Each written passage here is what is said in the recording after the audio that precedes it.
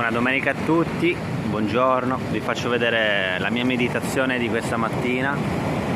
Potete forse già sentirlo, il rumore del mare. Ci sono delle onde abbastanza alte, ma non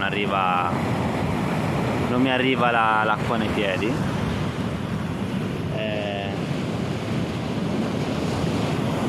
Vi volevo parlare in questi 2 minuti riguardo al potere della consistenza, del rituale, dell'essere costanti, che è più che altro che consistenza. Non è importante come mi sveglio il mattino, solitamente faccio le stesse cose, sempre, perché mi aiuta a dare un fondamento alla giornata. Se non faccio le stesse cose al mattino e cambio rituale, la giornata cambia. È un po' come quelle scaramanzie che i calciatori hanno quando si lasciano i lacci delle scarpe per entrare in partita, no? E la stessa cosa succede per me. Se cambio la routine, la giornata non è uguale.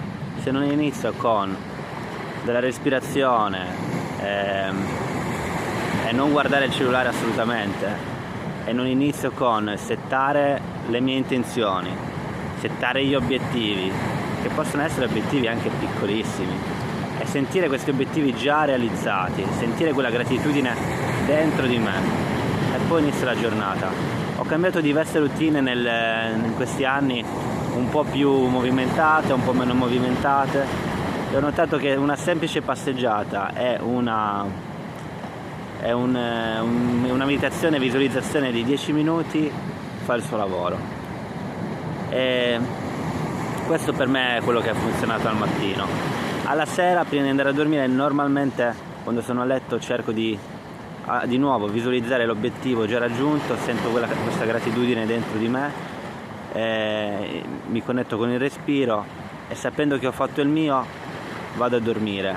Negli ultimi mesi questa cosa ha funzionato, ho visto dei grandi risultati nel canale, anche professionalmente, nelle mie capacità di guidare i clienti, i pazienti.